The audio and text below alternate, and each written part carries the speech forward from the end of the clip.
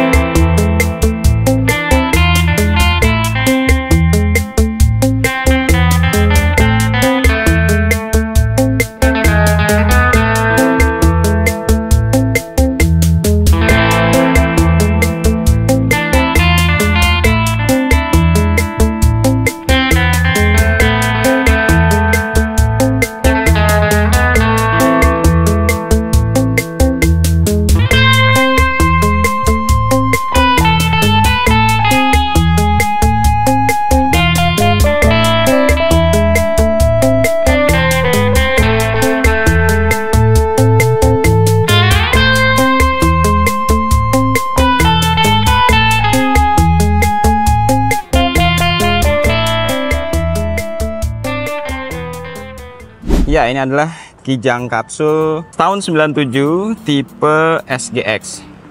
Ya, bedanya dengan LGX adalah di bagian belakangnya ya. Jadi di bagian belakangnya itu kalau LGX itu lebih panjang, kalau ini sedikit lebih pendek. Dan yang paling mencolok perbedaannya adalah di bagian interiornya, yaitu kalau LGX joknya madep semua ke depan. Sementara kalau SGX dia seperti model angkot seperti ini. Seperti teman-teman bisa lihat di sini, lampunya itu kalau yang ini dia masih berbahan kaca ya. Beda dengan mobil-mobil sekarang. Mobil sekarang kan dia bahannya sudah mika. Ya, sementara untuk sentnya dia masih berbahan mika ya. Lampunya juga masih halogen. Nah, ini dia fog lampnya ada di sini. Sementara kalau yang di tahun tipe di atasnya lah ya. Ini kan tahun 97. Kalau yang tahun-tahun lebih barunya tuh dia di sini ada tambahan fog lampnya di sini. Dan ini bempernya masih berbahan dasar metal, jadi luar biasa ya, kuat banget. Oke, sekarang kita ke sampingnya. Teman-teman bisa lihat untuk desain ini memang kebanggaan tahun 90-an ya, Kijang ya. Kijang itu benar-benar di Indonesia itu bisa dibilang cukup populer dan merajai ya untuk segmen MPV ya atau minibus. Oke, ini spionnya dia masih yang model manual ya, belum yang elektrik. Kalau kita mau adjust ini dia masih pakai sistem geser-geser pakai tangan, tapi cukup kuat ini. Biasanya kalau udah lemah tuh dia kena angin di jalan tol tuh suka ngelipuk. Oke, ini lihat dari samping seperti ini desainnya ya. Sekarang kita geser ke bagian belakangnya. Nah, ini desain belakangnya teman-teman. Ini tambahan aja ya, ini untuk injekan ya. Jadi injekan kalau mau naik dari belakang tuh dia bisa melalui bar ini ya. Untuk mukanya dia ke atas seperti ini. Nah, ini kondisi interior di bagian belakangnya ya. Ini yang membedakan antara yang long dan yang short. Jadi kalau yang short ini dia sistem atau desain bentuknya, konfigurasinya seperti ini, dia hadap-hadapan. Ya memang kalau diisi 2 orang ini kelihatan lebih ya. Tapi kalau diisi 4 orang, ini 2 di sini atau isi 2, ya kelihatan agak lebih sempit. Tapi enaknya kalau memang teman-teman mungkin pengusaha ya yang suka belanja barang-barang banyak, itu enaknya di sini bisa kita jadikan bagasi. Jadi tinggal kita lipat seperti ini juga seperti ini. Nah, space-nya udah sangat luas. Beda dengan yang LGX. Nah, kalau yang LGX kan karena joknya semua menghadap ke bagian depan, jadi untuk melipatnya dia harus ke depan. Dan kayaknya space-nya juga sebenarnya sih luas juga, kan dia kan lebih panjang ya. Tapi kalau ini lebih simpel, dia cuman diangkat, nempel ke samping, dan ini sudah menjadi tempat atau space di mana teman-teman bisa taruh barang dengan jumlah yang cukup banyak. Oke. Cuman kalau dari sisi keamanan di sini tidak dilengkapi dengan seat belt. Jadi ya khusus untuk di bagian belakang, dan bagian kedua dia tidak ada seat belt. Jadi untuk keamanan sih memang kurang ya, karena memang untuk quantity aja ya, jadi jumlah angkut aja lebih banyak. Dan untuk kaca belakang dia dibukanya seperti ini. Nah, tapi sebenarnya sini jarang dipakai karena apa? Kita sudah ada double blower. Nah, kalau double blower kan jadi untuk bagian belakang tuh nggak usah khawatir kepanasan. Dan AC-nya ini sangat dingin sekali ya, masih sangat bagus kerja AC-nya. Oke, beginilah dari posisi bagian belakang. Dan ini untuk tahun 97, hidroliknya masih sangat bagus. Dia masih bisa menahan pintu belakang yang cukup berat ini ya. Nah, ini kalau dari belakang dia bukanya seperti ini ya. Ini untuk door trimnya masih desain tahun 90-an ya, blue drew dicampur dengan semi kulit ya, seperti ini. Dan untuk tahun 90-an kondisinya masih saya bilang cukup baik ya. Tahun 97 ini teman-teman. Ini untuk kuncinya di sini. Oke, ya di bagian belakang ini sudah dilengkapi dengan wiper. Cuman dia nggak ada untuk apa ya, yang washernya. Jadi hanya wiper saja. Dan ini logo Toyotanya. Ini tambahan aja, garnish ya, biar kelihatan lebih manis saja. Nah, ini tipenya SGX ya. Oke, sekarang kita masuk ke bagian interior dan kita mulai dari bagian sisi kemudi ya. Jadi di kabin pengemudi untuk door trim seperti ini ya, seperti saya bilang ini ciri khas dari tahun 90-an. Dia nggak ada kontur-kontur yang aneh-aneh. Dia paling hanya desainnya itu garis-garis seperti ini. Dan ini ada armrestnya ya, masih cukup kokoh. Dilengkapi dengan 4 power window di keempat pintunya. Yang auto itu hanya bagian depan kanan aja, dan ini masih berfungsi dengan baik. Ya, ini yang sebelah kiri, depan, ke belakang, kanan dan kirinya. Dan ini untuk lock, dan ini untuk ya. Nah, itu untuk central locknya semua masih berfungsi. Nah, di bawahnya di sini ada speaker dan ini ada pocket ya, tapi tidak bisa untuk meletakkan botol. Dan ini berbahan semi kulit gitu ya. Dan desainnya hanya ada garis seperti ini ya, ciri khas tahun 90-an. Kemudian kita masuk ke bagian dalamnya. Nah, kuncinya seperti ini teman-teman ya. Nah, kita lihat desainnya ya. Kalau untuk tahun 97 menurut saya ini sudah cukup modern ya di tahunnya.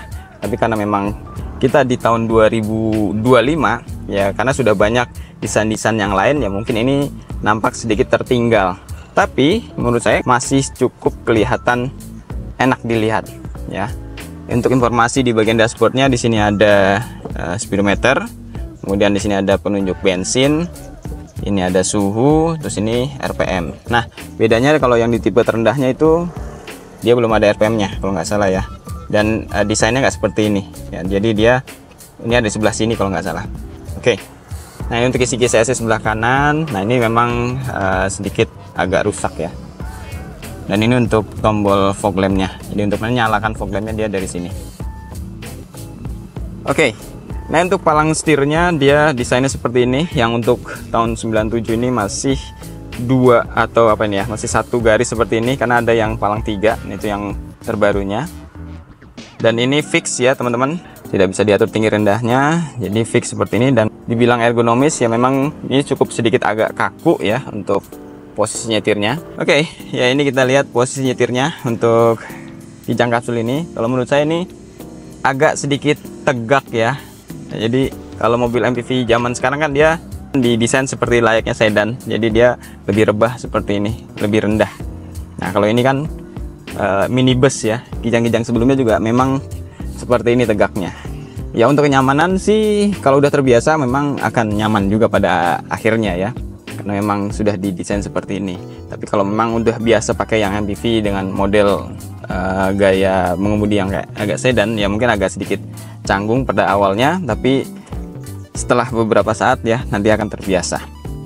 Oke, di bagian sini ada tuas untuk apa namanya ini, wiper. Dia ada yang intermittent, low dan high. Dia nggak ada yang untuk, biasanya kalau washer itu dipencet kan dia suka otomatis dia akan mengusap sendiri, tapi kalau ini enggak, dia hanya membuka washer, menyemprotkan washer tanpa wipernya bergerak. Oke, kita lanjut ke bagian konsol bagian tengah. Ya, untuk konsol bagian tengah ada beberapa tombol. Sini ada tombol hazard. Ya, ini ada tombol wiper belakang. Dan ini ada suhu temperaturnya ya untuk AC. Dan ini untuk menyalakan AC-nya. Dia ada 3 kecepatan. Low, ini tengah, ya mid, ini high. Oke. Hanya itu aja. Ini ada tempat penyimpanan mungkin untuk recehan atau mungkin bisa buat untuk kartu etol. Di sini ada untuk lighter ya. Ya, untuk ngecas juga bisa karena kita pakai untuk ngecas. Jadi ininya kita singkirkan. Terus di sini ada jam digital. Nah, untuk kisi-kisi AC-nya ini udah ada sedikit masalah ya, ada yang patah-patah ini ya. Ya mungkin kalau mau diganti mungkin harus cari barang copotannya. Ya, ini berbahan dasar keras semuanya ya, hard plastik. Dan yang menarik di sini bahan bawahnya ini, wow, plat besi, lebih kokoh ya. Ini ada asbak. Kemudian dia glove boxnya di bagian atas, dia cara bukanya seperti ini. Ya, cukup luas ya, cukup besar dalamnya. Itu. Ya, untuk isi AC sebelah kiri seperti itu ya, tidak ada yang aneh ya untuk desain sebelah kirinya. Ya, kalau lihat seperti itu teman-teman. Ini sun visornya, tidak ada kaca di bagian sininya. Untuk ini juga sama ya, sederhana. Untuk kaca spion tengahnya ini tidak day and night, jadi dia masih sama seperti ini. Oke, seperti ini bentuknya. Dan untuk yang tengah ya, di sini kan kalau aslinya dia tipnya sudah diganti ya. Ini jadi udah diganti dengan yang double din, tapi ini bukan Android ya. Bisa sebenarnya pakai Android, tinggal diganti aja. Kemudian kita turun ke bawah. Ini ada penyimpanan lagi ya, untuk recehan atau apapun bisa diletakkan sini ya. Cuman sayangnya tidak ada cup holder ya. Dan ini untuk tuas persnelingnya dia memang panjang ya, seperti ini. Dan yang menarik di mobil ini adalah resi perpindahannya itu pendek-pendek. Tapi keuntungannya ketika kita melewati jalan yang tanjakan agak terjal, itu gigi 1, gigi 2 tuh masih cukup kuat banget ya. Tenaga mesin ini luar biasa, emang kuat banget. Kemudian di bagian tengahnya di sini bisa dibuat penyimpanan ya, recehan atau apapun. Di sini ada rem tangannya, masih sistem model tarik. Di sini ada penyimpanan. Ada kunci Inggris. Ini bisa buat menyimpan ya barang-barang yang ukurannya nggak terlalu besar. Tapi ini bisa lah untuk menyimpan handphone atau apa ya. Oke. Nah, dia ada cungkilannya tuh. Nah, penguncinya. Nah, ini untuk bagian tengah. Dan di sini ada asbak lagi. Ya, banyak banget asbak ya. Jadi memang orang tahun 90-an itu kayaknya memang di mobil tuh memang boleh banget ngerokok ya. Karena di mana-mana asbak. Biasanya di situ ada asbak biasanya, teman, ini nggak ada di mobil ini. Oke, ini untuk interiornya seperti ini. Oke, ini untuk lampunya dia ada 1 dan 2 di sebelah sana ya. Oke, untuk roofnya dia bahannya apa ya, semi kulit gitu ya, sintetis. Nah, kita masuk ke baris keduanya. Teman-teman bisa lihat seperti yang saya bilang tadi, ini door trimnya ya, ciri khas tahun 90-an ya. Ini untuk, bisa dibilang ini bisa juga untuk armrest ya, atau untuk pegangan. Di sini ada speakernya. Ini berbahan bludru ya, dan kondisinya masih cukup baik ya untuk mobil tahun 97-an. Ini sudah soft touch ya. Oke, ini bukanya, ini untuk power window-nya, dan ini masih berfungsi semua dengan baik.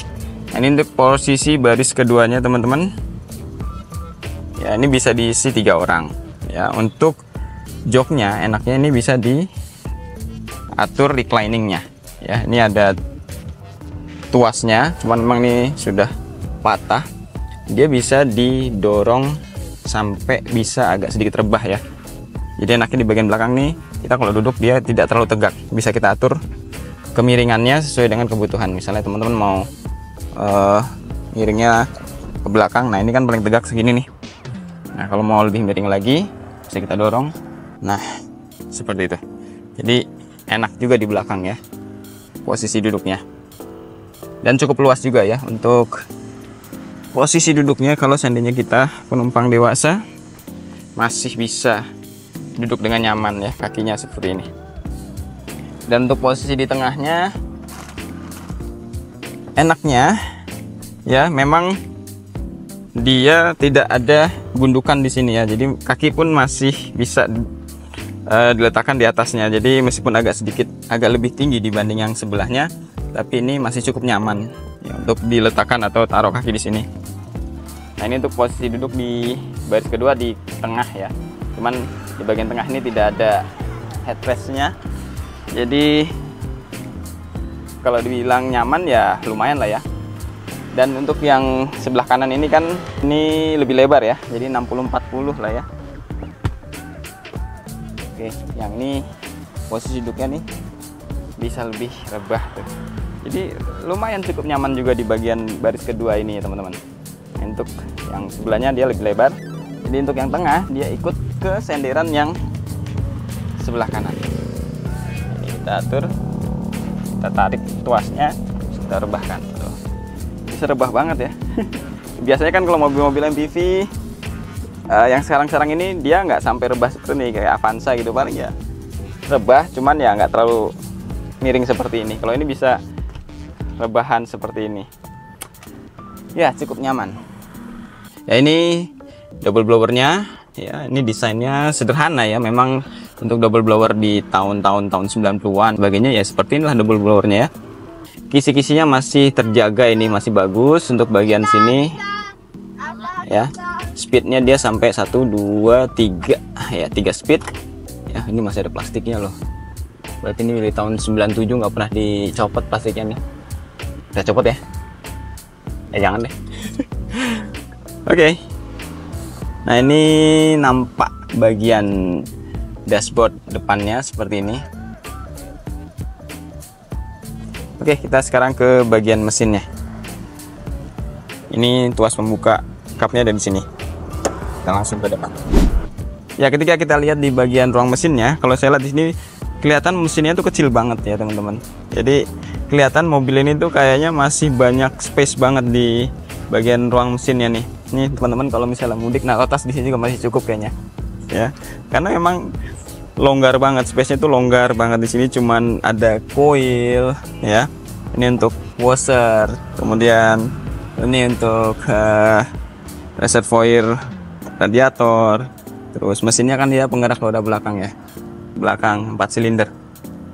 Nah, ini masih karburator. Untuk yang tahun 97 atau yang awal-awal itu masih menggunakan karburator ya. Kelebihannya ya karburator untuk orang-orang yang generasi old ya, mungkin bapak-bapak atau mungkin orang-orang yang masih suka dengan generasi mobil-mobil atau mesin-mesin awal-awal ya, katanya sih lebih gampang nanganinnya kalau ada kerusakan dibanding yang injection. Kalau injection kan semua udah electrical dan diatur dengan ECU, sementara ini nggak ada ECU-nya. Jadi kalau ada kerusakan ya tinggal bongkar di bagian karburatornya.